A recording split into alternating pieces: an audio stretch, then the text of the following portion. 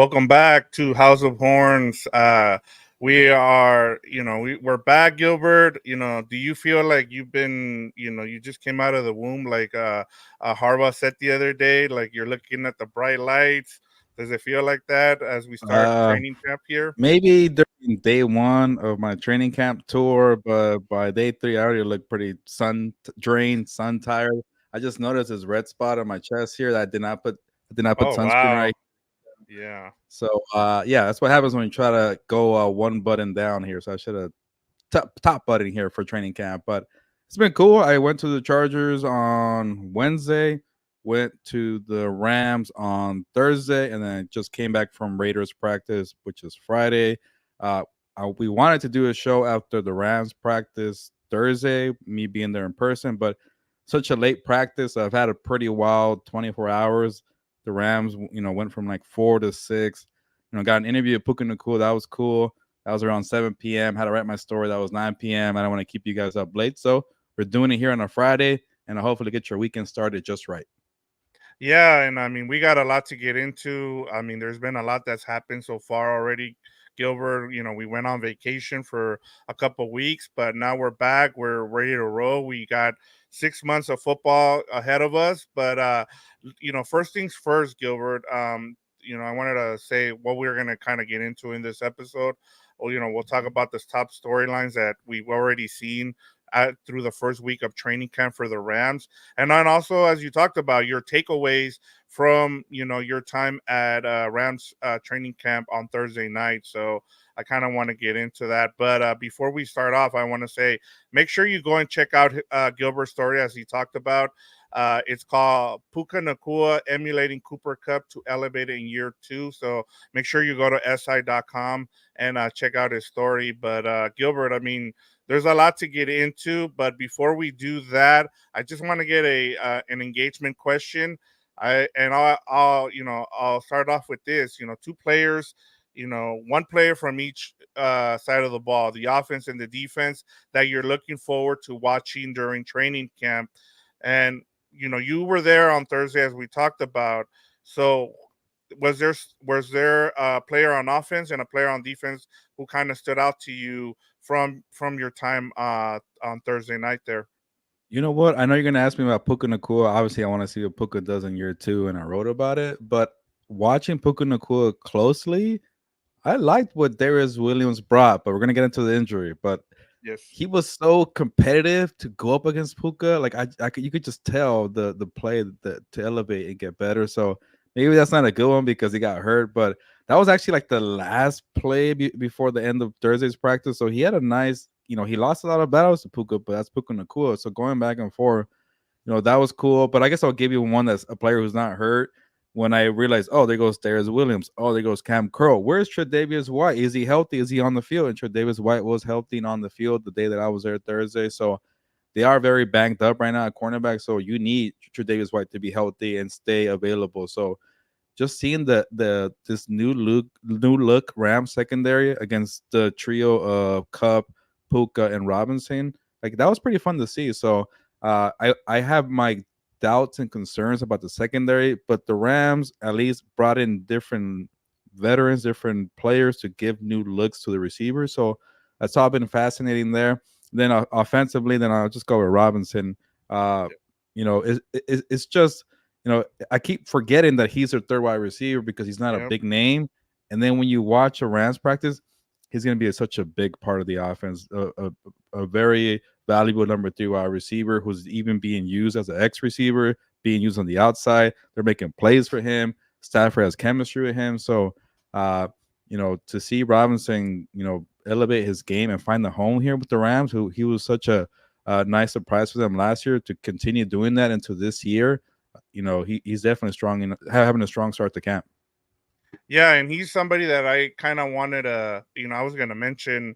I kind of when we did our rundown, I kind of, that was one name that I circled that I'm actually looking forward to is Demarcus Robinson. He started his career with the Chiefs, then went on to I believe he went to the Ravens, then from there went to the Raiders, and then they signed him last minute with the Rams. And he was just a guy they picked up off the street, and now he's a valuable guy because he's able to give this offense that third wide receiver that is needed.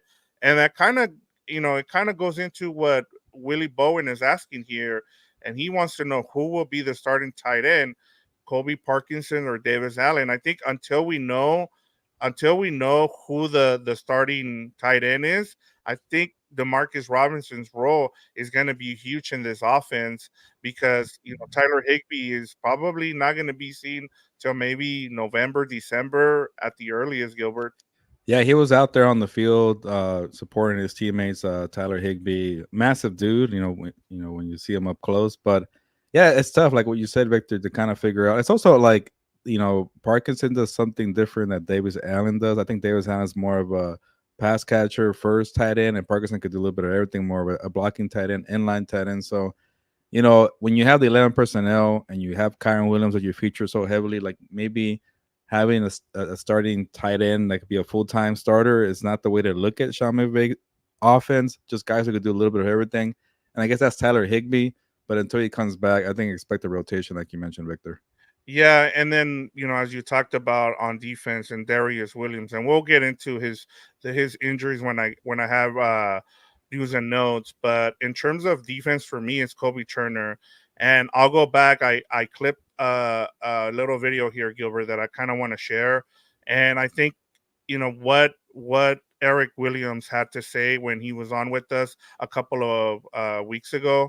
I thought hit it right in the head here, and let me share that real quick. Maybe there's going to be a lot of pressure on Kobe Turner, even though they're trying not to put him in that role. They're already saying he's moving this 3-tech. So I mean, whether or not you want to kind of embrace that, I think there's going to be a lot of pressure on him to kind of be able to generate pass rush on his own. One last thing I'll say about that, I did talk to Wade Phillips for this story, and my sense was that, from watching from just kind of a reporter's perspective, is Aaron Donald would draw double teams, and that would free up guys to get singles to be able to be successful. We saw that with Leonard Floyd. He had one of his best seasons as a pro, because he was getting singled up on the edge. But when I talked to Coach Phillips, he was like, no, we're trying to get Aaron singled up so he can win. So schematically, they're trying to do whatever they can, whether it's move Aaron to a tackle to get him to one-on-ones, or trying to free him up with schemes so that he can win, because they know he has the best chance of winning. And I had never really thought about it like that. So if that's the case, I wonder if going into this year, they're going to be trying to do things to get Kobe Turner singled up so he can win, because he's probably their best pass rusher coming back. So there you go, Gilbert. And I thinking about that, that's huge, because Kobe Turner, he's already, one of the updates was he had a strained groin the other day. I don't know if you saw him during practice on Thursday, but I mean, they're gonna need him, and I want to see how they use him, whether it's during some of the um, some of the games they play against. I think it's the Texans and the Chargers, um, or it's during the preseason. I doubt we see him during preseason, but during training camp, he's someone that I'm really going to keep an eye on, because I want to see how they use him. And now with no Aaron Donald, the pressure is on him. I mean, he had 9 sacks as a rookie, and now I kind of just want to see how they use him, especially with what Eric Williams had to say. Yeah, well, first of all, Aaron Donald officially placed on the retirement Yes. list. So I don't know, for those people that want him to come back, what does that mean? Who knows? We'll find out. But he's officially retired, Aaron Donald, that is. And yeah, it was a little strange, not seeing a lot of Kobe Turner on Thursday. And I'm like, Braden Fisk, man, he's making his way up. And I was, oh wait, yeah, no Kobe Turner. So, hopefully when he comes back, you get to see this full force of this new Rams defensive front. But I saw a little bit of Jared Verse. I saw a lot of Byron Young. I saw a lot of Michael Hoyt. I think for right now, Michael Hoyt and Byron Young are going to be the starters on the edges, and we'll see how Jared Verse works his way up. But yeah, that creates opportunities for other guys to step up in the interior, especially. But yeah, I like what Eric Williams said. Like, when Kobe Turner is out there healthy and available, he's going to be somebody you're going to make plays for, scheme up for, free him up, and go after the quarterback. So after we spoke to Eric Williams and the way he broke it down with Kobe Turner, I'm like, yeah, he is one of the Fantastic Four here, I guess we call him, but he might emerge as one of the guys who are for sure maybe all pro level one day. But so he played that well as a rookie.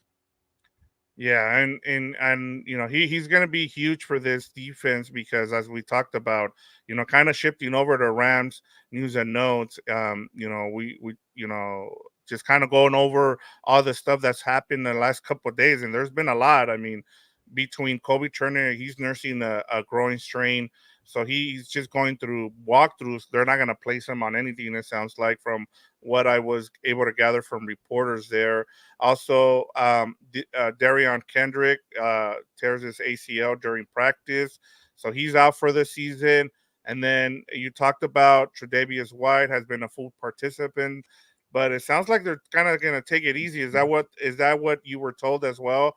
That he's gonna participate, but they're gonna kind of take it easy before he's taking they go full reps with him. It didn't seem like it yesterday. I thought Tre'Davious White got a full workload. And maybe there was Okay. some reps here they took him off, and maybe he didn't play too many. But when they had Matthew Stafford out there, I saw number 27 on the field a lot to go against Matthew Stafford. So I think that's a good sign.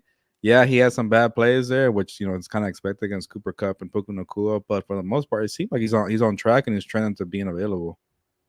Well, that's some good news then, because the bad news was the other side of the other corner, and that was Darius Williams. He did not participate today, a day after limping off the field on the last plays of practice. So McVay told reporters that he didn't know what happened on the play, but said Williams felt his hamstring. So I got a it close look sounds, at that play, by the way. It was on the left side yeah, of the field. I was right there, and you could see him grabbing it. But it's always one of those, like, when cornerbacks get burned and they're like they definitely lost the yeah. receiver. They start grabbing the hammy. I thought maybe it was one of those, like, oh yeah, I'm hurt. That's why he burned me so badly. But yeah, he limped off the field, and it looked like it was pretty painful for him. But we'll see. Yeah, we'll see what happens with that. And then Gilbert, before I want to end. We have a lot of show left, but I want to get to your story. But before we do that, like, we got to go back to the beginning, right before training camp, and that is Matthew Stafford agrees to an adjusted terms on his existing contract. And just from one of the things I've learned about the Rams is that they don't like to make headlines when it comes to this kind of stuff. They try to nip it in the bud before it becomes some kind of a storyline, but it was just an awkward thing. Reporters were there. They were going to have a press conference with Sean McVay. I think it was either at 8 or 9 in the morning, and then it continued to get pushed and pushed till the afternoon. Then comes the announcement that they've made the adjustment to his contract, and it seems like Stafford was really irritated by the way things were handled. At least that's what I've gathered, Gilbert. I know there's been a lot of positive spin to this, but from what I've gathered, is it really did bother him. Also, my first reaction was, why are you waiting to the last minute when you've already told each other that you needed this done by training camp and that this wasn't going to be a problem? But just give me your takeaways from this, and what did you think? Am I a little bit off base here from what I'm saying? No, obviously Stafford is there, so it wasn't to the point where he got super annoyed about it, and you could tell that Sean McVay was relieved that, oh, like, oh, that worked. That was enough to get him into camp. Like, so that part's okay, cool. You don't have to worry about your quarterback. I remember the year that I covered them on the daily basis where he had the injury to the arm and the elbow. Like, that's, you don't want that. You want maybe a little spat here with the contract, and it seemed like they got done. He's there. He was playing lights out yesterday, Victor. Like going from, like, no offense to Rip, but going from Herbert to Stafford to Aiden O'Connell today was a big drop off. But Stafford, like, when he practices, man, he takes it so seriously. It's like a game for Stafford. So he's playing well. He's there. He's creating chemistry with Puka and Cup and Robinson and Tutu and the rest of the guys. So I don't think it's that bad. But when you see today Tua Tagovailoa have a massive 4-year, $212 million contract, and you're probably thinking to yourself, yeah, I'm older, but I'm better than Tua. I'm better than Trevor Lawrence. I'm the one with the Super Bowl here. And, he can't get, like, maybe a better deal than what are they calling it? An adjustment deal. It's not even Yeah. like, a new contract extension. Like, the way he played and the way I saw him play yesterday, I know it's practice. Like, it wouldn't hurt to do like a new 2 year deal where he's getting paid in line with some of these top quarterbacks. Because once Dak makes more money too, or Jordan Love, you're probably thinking like, I'm top five quarterback. Why am I getting treated like the old man when I played some of my best football last year? Yeah, and I mean that's a great point. I mean, you have to think about the fact that I don't blame Stafford. He has all the leverage. Like once the Rams did not draft a quarterback, he had all the leverage, so he was gonna play his hand. My biggest thing was, why are you waiting till the last possible, moment here? And his worth. But I think one of the things I was just like I said, I've been kind of trying to gather some information just to make sure that I understood what was going on. And as you talked about, it sounds like they just added guarantee money to the next 2 years of his contract, which he didn't have. Now, one of the things I think that he's not dumb. I mean, he saw what happened with McVay and Goff. Once Goff was done with, once McVay was done with Goff, he shipped him off. And one of the things I've learned about coaches, especially offensive guys, is that their favorite quarterback is their next guy, is the guy they can find, who's better. And for Stafford, I think he was like, look, I'm here for the long run. I showed you guys that I can stay healthy for the most part last year, and now I want to be paid. And like you pointed out, seeing what Tua got, he's starting to see that a lot of these dudes, and we'll talk about on regular compass, because I started looking at all the dudes who are getting paid $50 million. Their record in the playoffs is under 500 combined, Gilbert. Yep. Like that is really bad. So, and you look at Stafford, he has a Super Bowl, and I can understand why he wasn't happy about it. And my only thing was, they should have taken care of this before Tuesday, and that was my only thing was, and I can understand why he was a little bit irritated. Yeah, and it's also like confusing because we don't know what the guaranteed money means. Does that mean like, okay, you're not able to cut him next year freely, or is it just more guaranteed money this year and he has more peace of mind? Like those are details that we're waiting for. But like I get the plan a year ago, maybe was like, hey, Stafford was banged up, he was hurt. You want to run out his contract because at the time it was wild. Like, 2 years ago, it was like he made a mistake resigning Stafford after the Super Bowl. He might not be that same guy. He's banged up with the concussions, the spinal cord contusion, and things just changed quickly. Remember the reports about him possibly being traded to the Jets, this and that. And That's the why, Rams, the yeah, Rams wanted that flexibility, and they wanted to, what? Well, let's see what's about. Well, you're over that. Like you could tell this guy still could play. So yeah, he's annoyed about what happened last year.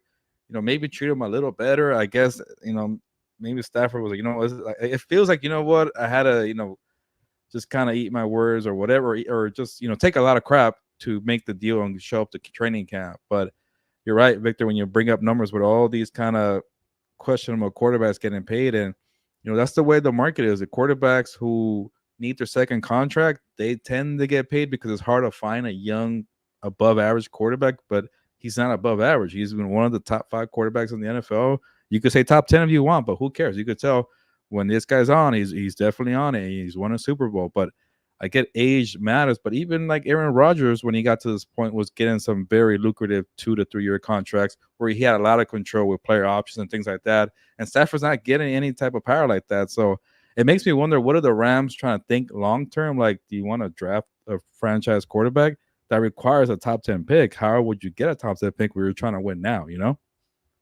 yeah. I mean, and that's the thing, that's where the leverage is with, with Stafford. He knew what he had in terms of, hey, I need these next 2 years that are I'm under contract. I think in the end, they just gave him the Aaron Donald contract, the extension, and I think that's what he really wanted. And he'll be happy now for the next 2 years. But I just this could have been just because I think the reason it's a big deal is just the way this thing was handled, and we've known the Rams to, not make a lot of noise, and for those few hours, it was made into a big deal, and as more people kind of started digging and kind of asking around as to what happened, especially with the way McVay's press conference, it was really awkward in terms of when he was asked about, hey, like what was what did he want? And he was like, oh, there was some language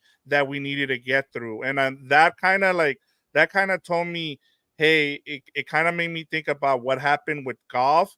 And like I said, a lot of these guys are smart enough to know that, they're, the NFL is not for long. That's why it's called, that's why, because they're gonna move on from you. And then he knew that they tried trading him last offseason. And I mean, I didn't blame the Rams because he was pretty beat up. But now they've said, hey, we're gonna protect him. They build the offensive line to make sure he stays healthy. They have a running game. They drafted a running back in the third round to be able to protect him as well with a strong running game. So I just thought it was a little weird, Gilbert. Yeah, no, same here. Like I get the plans change and the Rams should adjust, but they haven't, and it just makes me wonder what did they think after this season? Because, Yeah. but again, it depends on all the language that Sean McVay is talking about. Like, what does that mean? Like, are you not able to get out of Stafford's contract or what? So, who knows? Whatever it was good enough for Stafford to come in. Yeah. Now, kind of transitioning, you talked to one of the breakout stars from last year in Puka Nacua. You had during in your story, which is called Puka Nacua emulating Cooper Cup to elevate in year two. So, one of the things that you talked about in your article there, you kind of went through. It's kind of your camp notes, which I thought was really cool because you break it down into different things there. You said you talk about the best thing you saw, the best thing you heard, rookie who impressed, veteran who impressed, and lastly the song of the day, which I thought was probably my favorite part, was reading that last part about the song. And you kind of going over what it took you back to the song. So make sure you go and check it out, for all everybody who's watching and listening. It's a really good article. But just in terms of going back to Thursday night, Gilbert, just give me your takeaways of, you know being there at Rams camp on Thursday at Yeah, LMU. And like yeah. this, you're the first of all, just get being at LMU. How is that different than the other places where you've seen the Rams do training camp?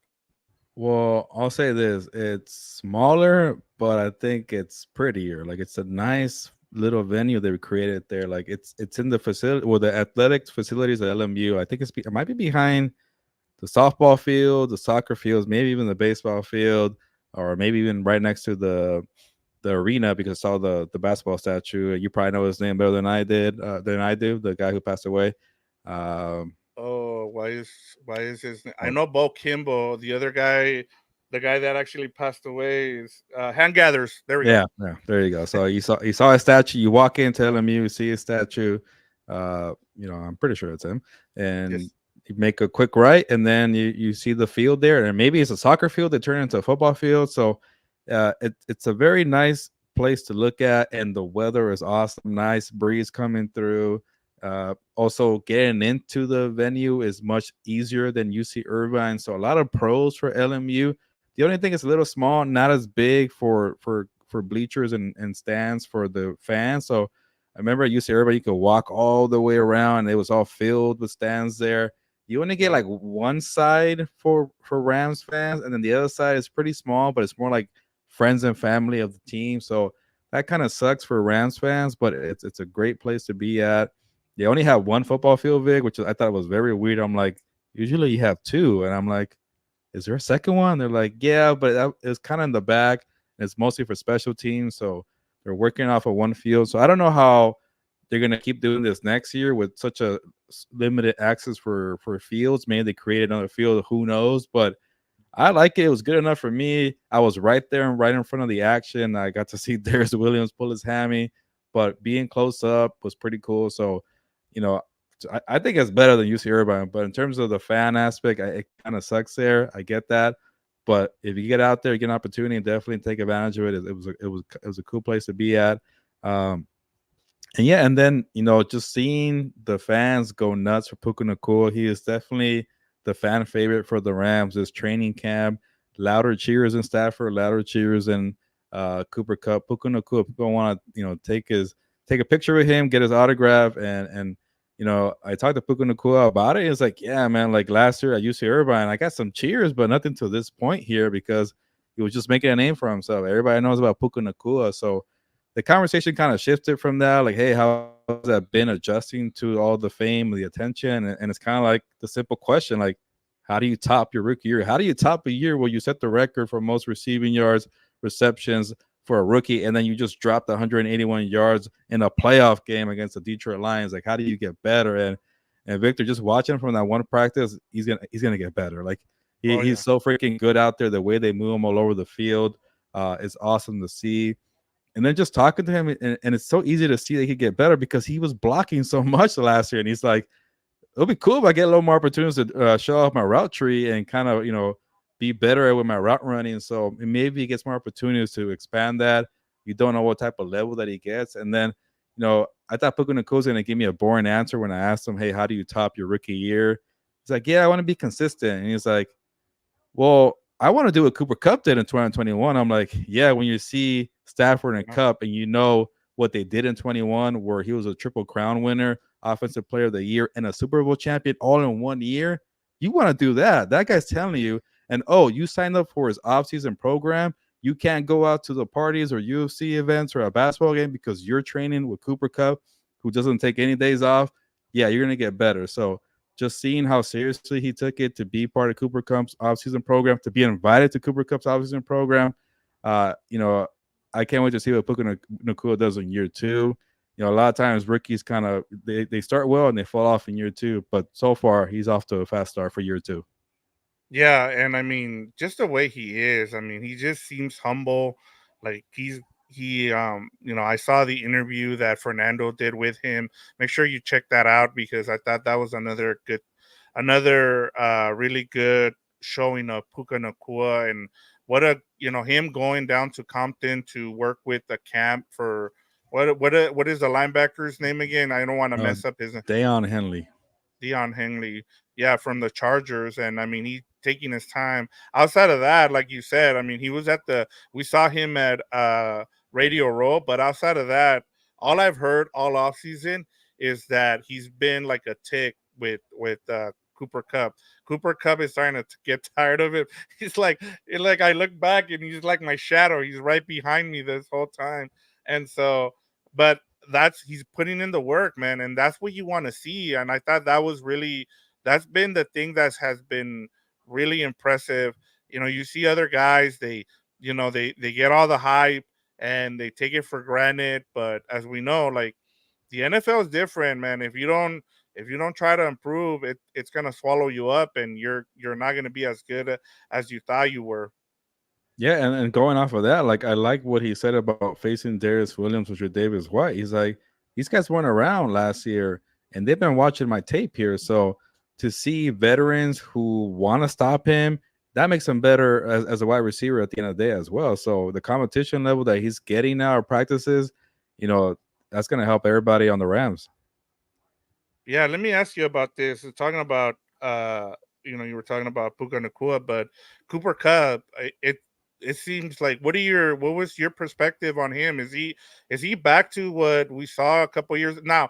He's never going to replicate 2021, but what can we expect this season from Puka Cup? And I know it was just one day of practice. Yeah, no, I appreciate the context, Victor, and let me know if my Wi-Fi because No, I you're see good. I it's can hear you. okay, You're cool. you're good.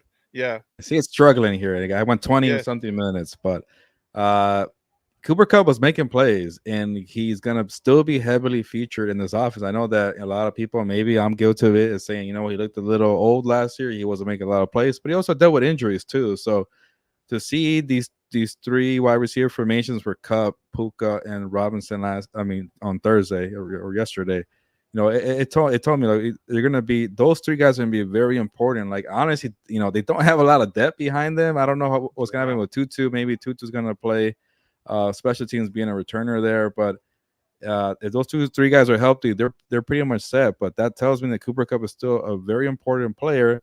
But Victor, you were in on this last year. We're like, yeah, they had to shift away, like turn roles where like Puka is Cooper and Cooper is playing Puka Yes. roles. So that's what was happening on Thursday too, where Puka's being used all over the field behind the quarterback in the backfield, just shifting motions, whatever. And Cooper Cup just doing the dirty work. So that might be more of the work for Cooper Cup, but being number two might actually help out Cooper Cup to get more of his targets and his receptions because he was out there making plays too.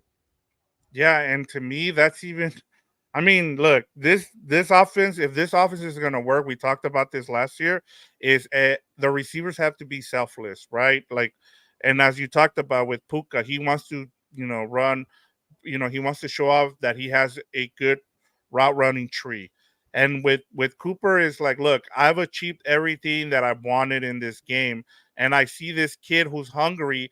I'm gonna help him the way Woods helped me when I was, you know, in my earlier years. And I think he's seen that. Look, Cooper Cup he's paid, but he's not. He knows that if he's gonna make a mark on this team, is gonna be through doing the dirty work. As we talked about last season with Puka, we said, look, if Puka's gonna make an impact, it's gonna be him doing the dirty work, and he did exactly that. Now, plus, he took advantage of the injury to Cooper Cup to become a star player, and now it's in order for this to work this year to replicate that. Cooper Cup, number one, needs to stay healthy, and then number two, he needs to do the dirty work. And then, and he's still gonna be a big part of this offense because even with Demarcus Robinson, as we talked about, as we find out who the starting tight end is in this 11 personnel, whether it's Davis Allen or Kobe Parkinson, I think Cooper Cup is going to be the biggest key to this offense. Now thinking about it, Gilbert. Yeah, and nothing wrong with doing the dirty work and being a blocker. We saw how much the Rams thrived with Kyron Williams leading the way. Like, yeah, Puka's the main attraction and the star of the show, but I guess the heart of the offense was Kyron Williams, and you got to make sure that guy's having the right lanes, the right rushing attack for him to thrive on. So, yeah, me, Puka, and Cooper are going to have to block, even Robinson too as well. So, just kind of expanding more to Blake Corum and Kyron Williams. Like, there's so many weapons here, but I think Cooper Cup is still going to be a big vital point of the offense. And there was times where like you needed a number two to step up, and Cooper couldn't do it because of injuries or whatever age, who knows. But if he's doing what he did on Thursday, when I saw it for one day, it should be just fine. Yeah. And then shifting over to the defense here before we go, Gilbert, the name that keeps coming up is Cam Curl. I mean, and you mentioned him in your article. Just tell me about what you've seen and what's been impressive about him. Yeah, he was very active. Moving around, just kind of being the help for the cornerbacks because you need a lot of help when you're defending Puka Nacua and Cooper Cup. So to see him in the right spots, a tip pass here, a tip pass there, he's around, maybe interception, bat in the pass, whatever. So obviously you can't see everything from a practice. Well, I do like how the Rams, I guess the day I went was pretty nice. The Rams did all types of I guess situations, formation series. Like there was a up the field drill, there was red zone drills, there was 7-on-7, midfield. I got a whole bunch of looks for the Rams for one day. That was pretty cool to see. And just seeing Stafford go at it against this new look secondary, Darius Williams and Tre'Davious White and Cam Curl. And you could tell Cam Curl was really giving Stafford a lot of problems, and Stafford got the best of them a lot. But I think the play that I wrote about, I think he was defending or helping out against Robinson, and the ball's coming that way from Stafford, and he dives in the air and he just puts a hand on it and it brings it down, and the entire sideline was just jumping in the air, being happy because they stopped a big play in practice to end practice. So to see that from Cam Curl was pretty cool. Obviously, the problem for this team last year was defending the deep ball. So now you have guys who could have PBUs and create plays on the defensive side. That could definitely go a long way. So I think maybe that's why the Rams brought him, because he's very active. You could see that on the field. Yeah, and him and now moving friend of the show Quentin Lake, he's been another guy. I saw a couple of quotes from him as well, talking about how he during the off season he trained with Amon-Ra St. Brown, so that also is something to kind of look forward to with those two guys, with Cam Curl and Quentin Lake. But as we talked about, I think they're kind of thin. Seeing already Yeah. Darian go down, with the ACL, and then hopefully Darius Williams is okay, and he'll be able to return uh, to training camp in the next couple of days. But yeah, like it's outside of the injuries, I'm glad you were able to get to see all that, because not a lot of teams do that. I know there's been some teams who kind of don't show a lot. They don't want people out there knowing what they're doing. But lastly, Gilbert, the last thing I kind of wanted to shift over to, um, just give me your quick thoughts on special teams. Is this going to be an issue, like everybody's saying, because around the league? Because nobody knows what to expect, man. Because that's Well, you know, I wish I had an answer, but I told you it was one football yeah, field. I So know they that's created why. some half-ass field, some mystery field for special teams. I don't know where the hell it was. I told people, the B reporters there were like, yeah, we're fighting to even allow us to get over there. And when I went was day 2, and I'm like, so can I go over there? They're like, we're not even sure yet, so maybe not. So I didn't see anything on special teams. Um, I'm like, what the hell? I want to see the rookie kicker make some field goals. I want to see the new kickoff rule and see how they're practicing. And yeah, and then also too, like when you talk about only having one field for your main players and then like a whatever half-ass field, like how much do you really prioritize special teams? You want to have the best of the best for special teams too, right? So, I guess in their defense, I did not see how this field looks. I'm picturing like some concrete there, and it's all a muddy field for special teams. Maybe it's not that bad, but it was secretive and a weird mystery. So I don't know. Maybe the Ramsby reporters got there today, but when we go next week, hopefully we Yeah, get to we'll see be there special teams. Tuesday. So yeah, I can't wait to check it out on Tuesday when we're there. But just a quick update, Gilbert. I passed through the Woodland Hills, where the new facility is gonna be at. The field is down now. They have There's two football fields there, Gilbert. I saw two football fields already.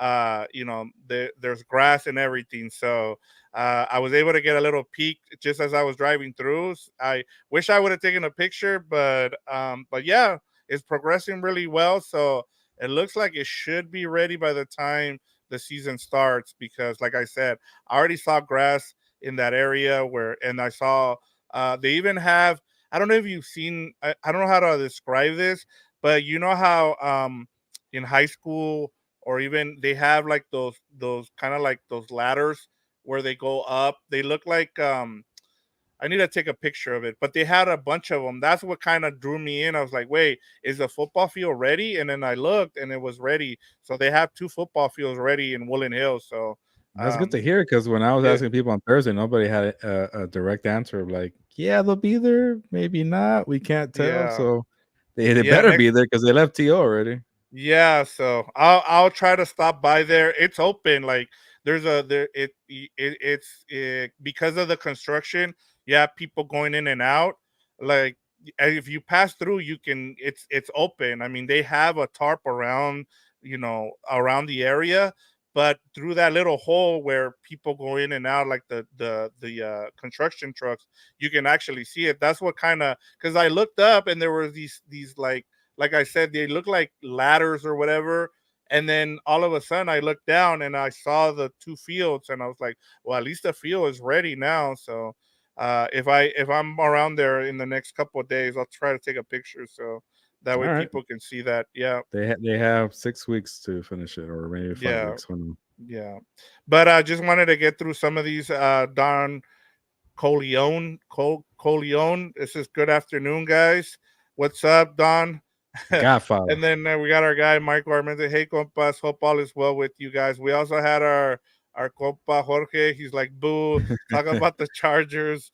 No, I would if we were talking about the Chargers, I wouldn't be here. It would be Fernando. So, and then Come on, Jorge. Jorge's, Know the yeah, lineup already. yeah, he said, haha, it's all love, boys. So, and then I think Len Perdomo was trying to ask a question. So I don't know.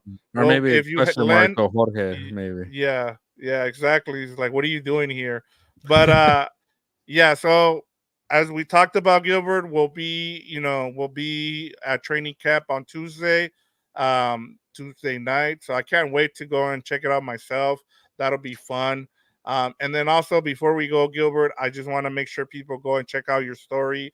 Like I said, Puka Nacua emulating Cooper Cup to elevate in year 2 at si.com. Make sure you go and check out his notes there. He's got, like I said, there's the best thing Gilbert saw, the best thing he heard, rookie who impressed, veteran who impressed, and lastly, like I said, my favorite was the song of the day. So that was a Yeah. pretty cool little write up from Hopefully, Gilbert. you know Mike Jones's phone number. Yeah. Who? Yeah, Mike Jones. Mike Yeah, Jones. I've noticed that.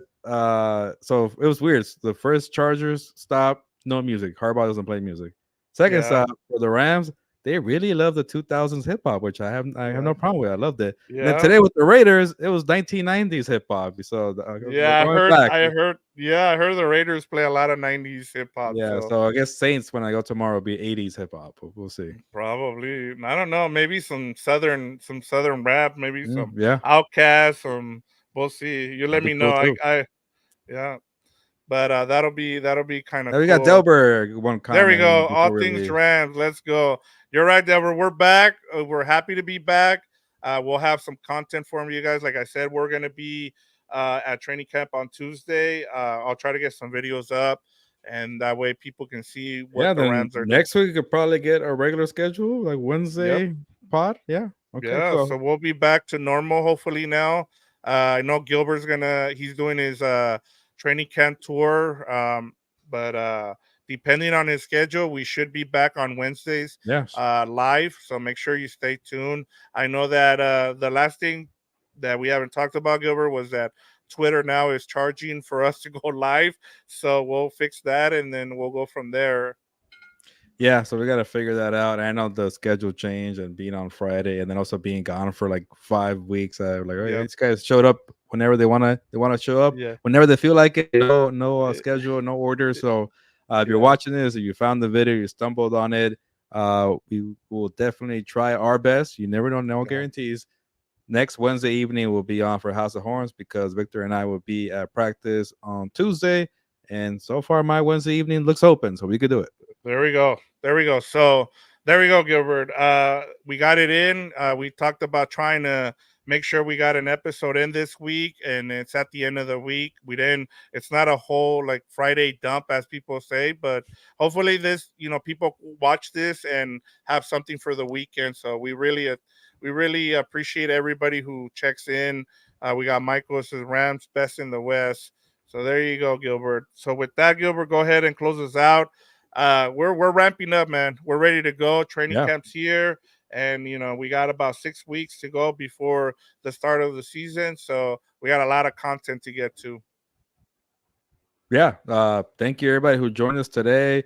Michael, Delbert, Don, Len, Jorge, Willie. We appreciate it. We're back at it, officially back to football season. But on that note, ya nos vamos, pues, vámonos.